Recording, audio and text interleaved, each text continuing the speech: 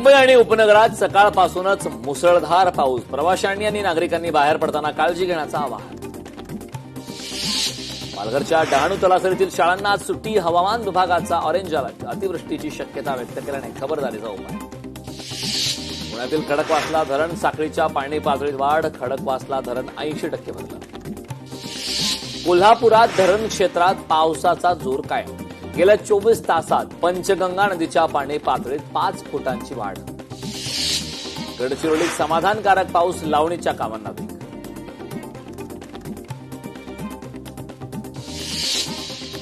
दिल्लीत आंदोलनाच्या पार्श्वभूमीवर हाय अलर्ट. सुरक्षेच्या कारणास्तव दिल्ली मेट्रो पुन्हा बंद. दिल्ली मेट्रोची 16 स्थानके बंद. विद्यार्थ्यांवर कारवाई होणार नाही याची हमी द्या. सरकारकडून हमी मिळाल्याशिवाय उपोषण सोडणार नाही. वांगचूक यांचं केंद्राला पत्र. प्रधानांचा राजीनामा झाल्याशिवाय आंदोलन मागे घेणार नाही. सीजेपी संस्थापक अभिजित दिपकेंचा निर्धार. धर्मेंद्र प्रधानांचा राजीनामा झाल्याशिवाय आंदोलन मागे घेणार नाही. सौरभ दासांचं केंद्र सरकारवर हल्लाबोल.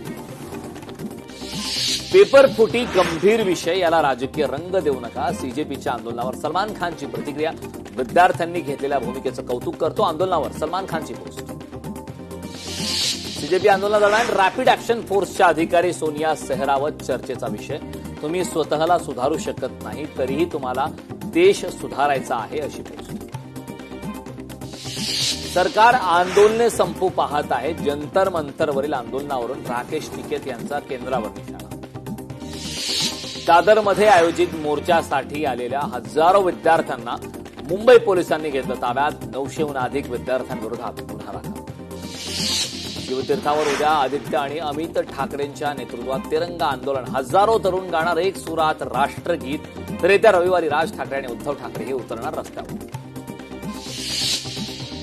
जंतर मंतरवरच्या विद्यार्थ्यांसाठी स्विगी झोमॅटोची पार्सल. अज्ञात देणगीदारांकडून जंतर मंतर येथील आंदोलकांसाठी अन्न आणि अल्पोपहाराची व्यवस्था. हिंगोलीत काँग्रेस विरुद्ध भाजप आमने-सामने. एकाच दिवशी काँग्रेसने पंतप्रधान मोदी यांचं नाव घेत सरकार विरोधात आंदोलन केलं, तर भाजपकडून राहुल गांधींविरोधात आंदोलन करत जोरदार घोषणाबाजी. शास्त्रीनगर रुग्णालय डॉक्टर मारहाण प्रकरणी रमेश म्हात्रेला आणखी काही काळ तुरुंगातच राहू द्या.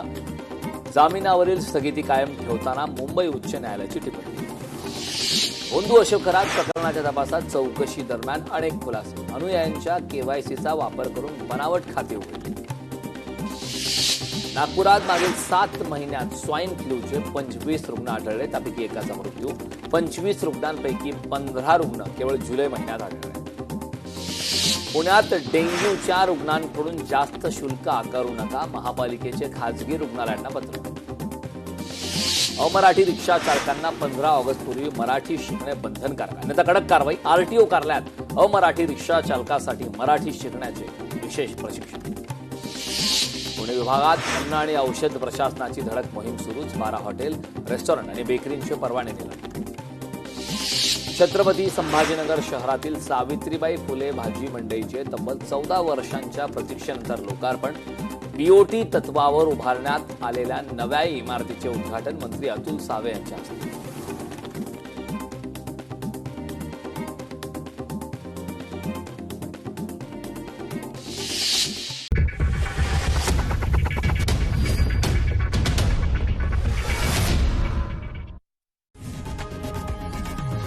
लोकशाही मराठी ऐका, पहा, जागरूक रहा.